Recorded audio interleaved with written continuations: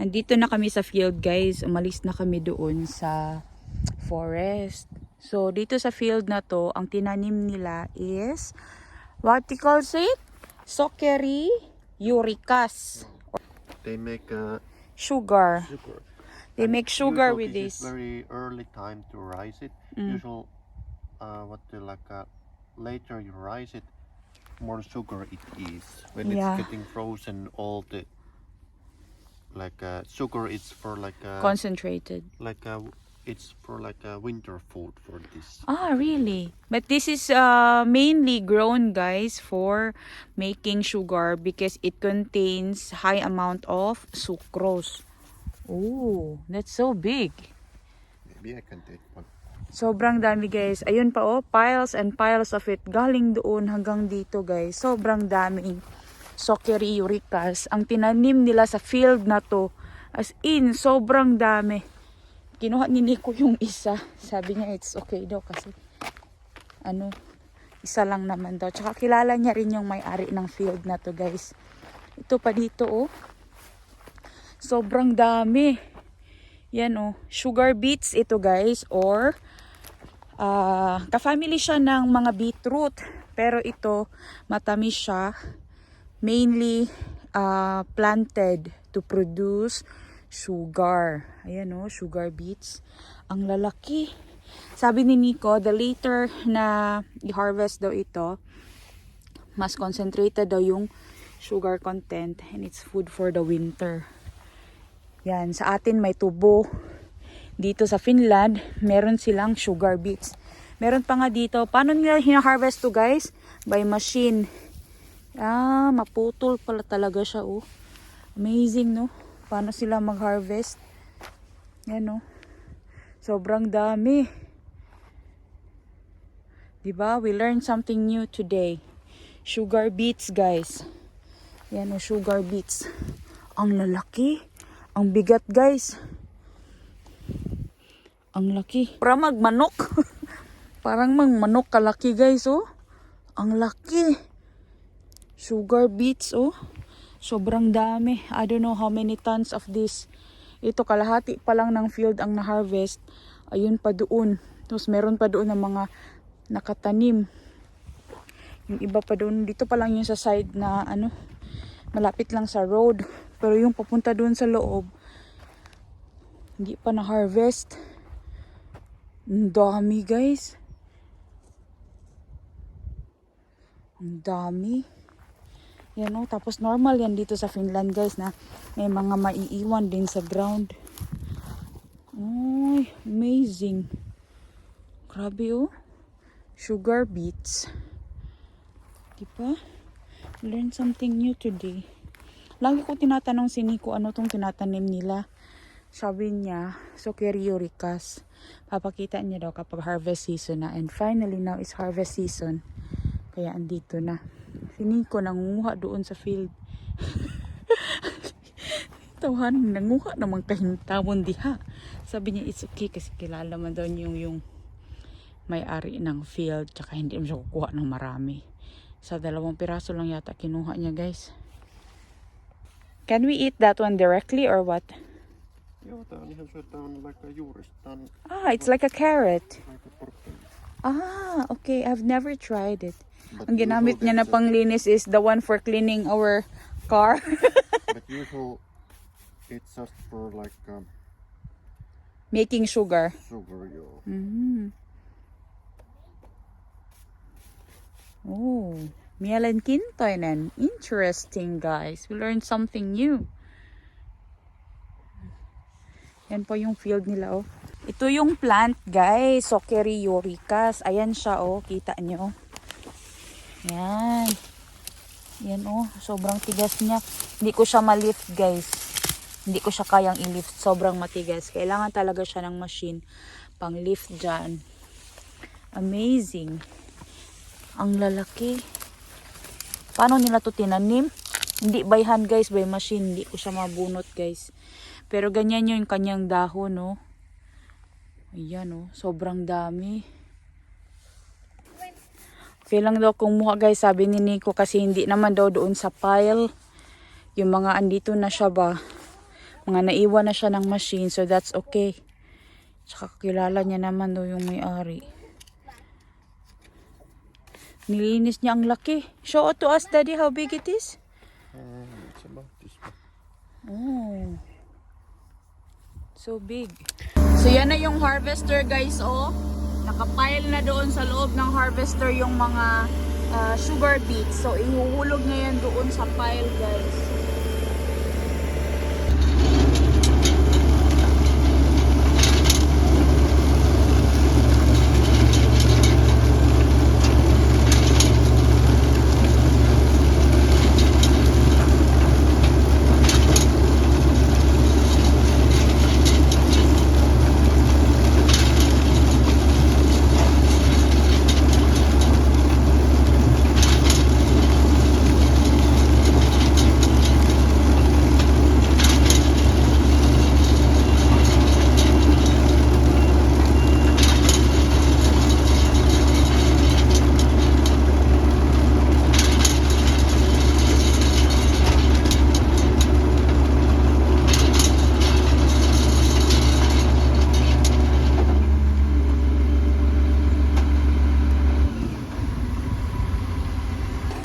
So yan yung harvester machine, guys, oh. Tapos tinapok na dyan yung mga na-harvest na. Amazing. Ganyan sila dito, guys, mag-harvest, guys. It's not manually but through machines. Everything is planted with machine and then it's planted with the use of machine, di ba? Ang galing. Sana lang pwede namin sila mastorbo, guys, no? But they are doing their work in the field. But sabi naman ni Nico, we'll try to go closer to them kung pwede namin silang makausap. Kasi nga, they're at work right now. It's already 5 o'clock ng hapon dito, guys, but they are still working. Ganyan dito sa Finland. Sinusulit nila yung bawat minuto sa bawat araw. Kasi nga, pagpaparating na talaga ang winter. Padilim ng padilim ang weather. And kailangan din talagang ma-harvest yung mga sukari uric acid or ito yung mga sugar beets sa ground para hindi siya masayang, kasi kapag naabutan ito, guys, ng snow, sayang lang yung harvest nila. But anyway, they are harvesting on that side. Maybe we can go there, Daddy. Ayun na, guys, yung may-ari. Nagchika na sila ni Nico. Sabi ko lalapit ako dun para kunan ko ng video paano nila ginagamit yung machine pag mag-harvest, guys. As in, napaka-amazing, napaka-efficient. Kahit sobrang late na, harvest pa rin sila.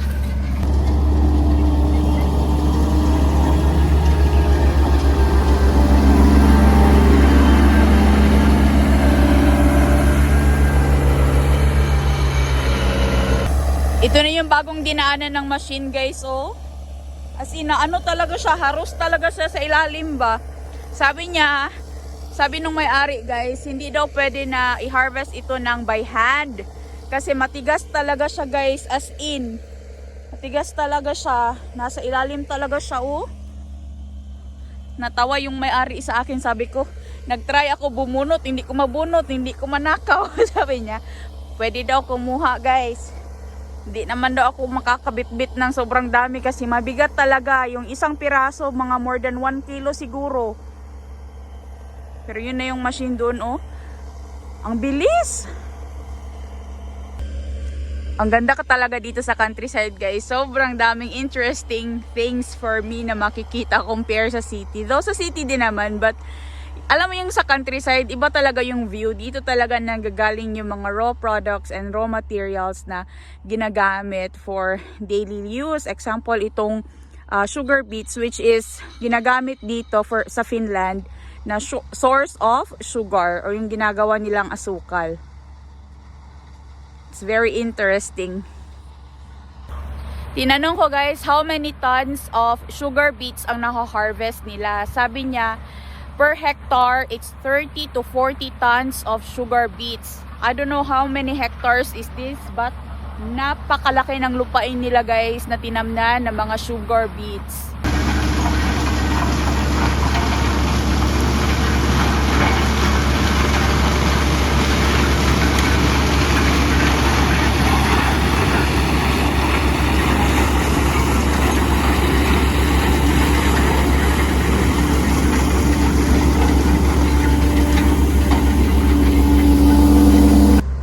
Itong area na to guys, yung nakita natin ng mga piles nandoon, itong araw lang na pala ito na harvest yun, itong hapon lang. Can you imagine how efficient it is?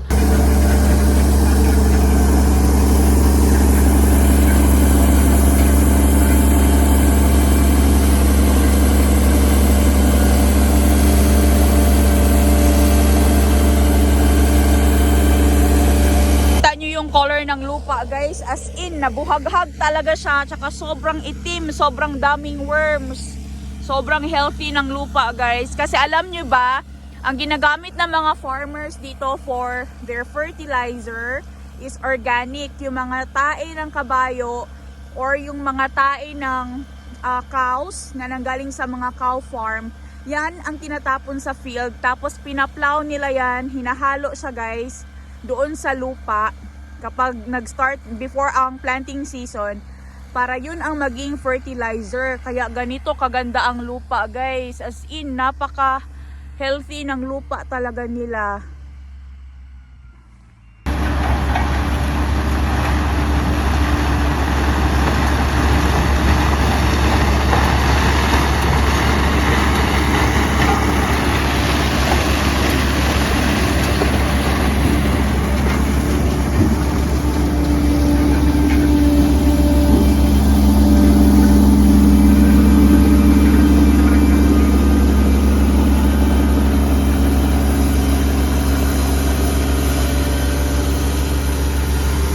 Meron akong sugar beet na nakuha dito guys. Ito maliit.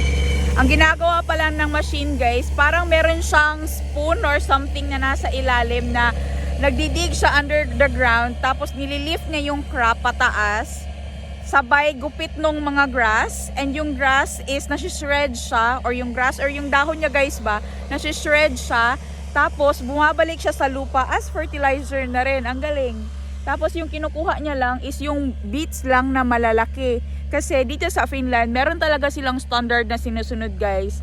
And kung hindi siya papasa doon, itatapon na. Like ito, may iwan na ito dito sa field. Pero pinulot ko. Tatanungin ko yung kung anong pwedeng gawin dito guys.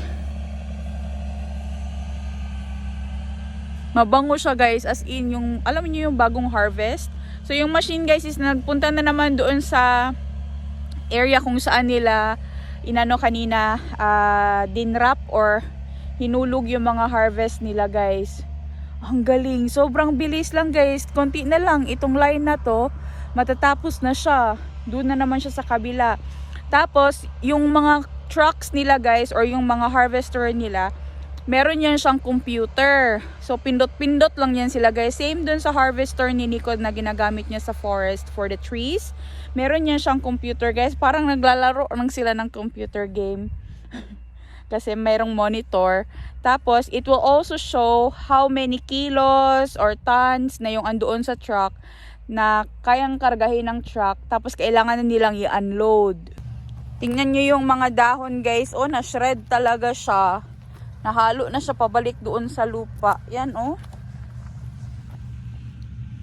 'Di ba? Double purpose din siya kasi yung mga dahon na 'yon, balik na rin siya sa lupa as fertilizer. Tingnan nyo ito, kagaya nitong isa, maliliit. Hindi na siya nakain ng machine kasi nga hindi siya pasa doon sa standard. So ito, itatapon na ito guys. Dito lang to sa field. Tapos yan na yung mga pwedeng kainin ng mga animals dito sa field. Pagdating ng winter, sobrang daming mga uod guys. Grabe, sobrang healthy. Kasi dito, madalas organic talaga yung kanilang farming. Tapos same din sa Philippines guys. They don't plant the same kind of plants sa isang field every year. They rotate it. Like example, this year, they plant here this kind of crop. Next year, iba na naman ang crop na itatanim nila dito.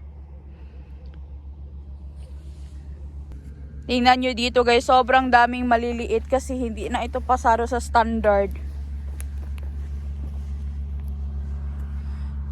So yung machine bumalik, pabalik na dito guys.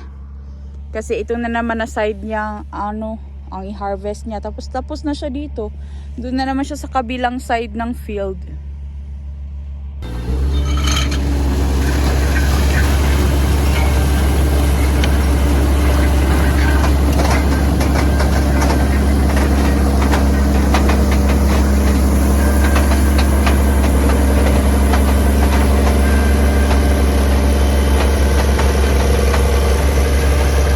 niyo dito guys, meron pang naiwan kasi yung mga fins di talaga nila yan na harvest lahat. Ay, kinakain din pala din siya ng mga uod guys, oh. Meron din palang mga pest, but I think that is fine kasi hindi naman lahat is pinipeste dito. Pero meron pa dito sa side guys na hindi nila hina-harvest kasi ganyan talaga ang mga fins guys. Hindi nila pinipidpid ba yung harbison nga lahat guys kasi nag-iiwan talaga yan sila sa mga forest animals para may makain yung mga animals sa field. Yung mga maliliit guys na naiwan sa field, reject na yun. Kasi nga, yung machine na yan guys, na harvester, meron talaga siyang screener kung saan, kung hindi papasa dun sa standard ng machine nila, mahuhulog siya guys. So, reject na yun. Yung machine guys, is andoon na sa kabilang side, kung saan kami kanina nagpunta ni Nico. Doon na naman siya nag-harvest. Ang galing, no? Pero alam mo yun, sobrang daming reject. Pero ganun talaga. Standard eh. Sabi ng may-ari guys, the machine is very tarka. It's very precise. That's why small ones go down. Nahuhulog siya. Kasi yung kinukuha lang na machine is yung malalaki lang na sizes. Tapos yung mga natira daw guys doon sa field na maliliit, kinakain daw yung na mga cowries or yung mga deer na nagpupunta dito sa field nila. Meron daw different kinds of group of deers na nagpupunta dito para kumain. And even during winter time, hinuhukay yan ng mga deer guys or ng mga cowries din para kainin. Kasi it will preserve there under the snow. Amazing, di ba? Sabi din ng may-ari na yung mga animals din, kailangan din nila ng pagkain. Kaya okay lang daw na may maiwan doon sa field. Amazing.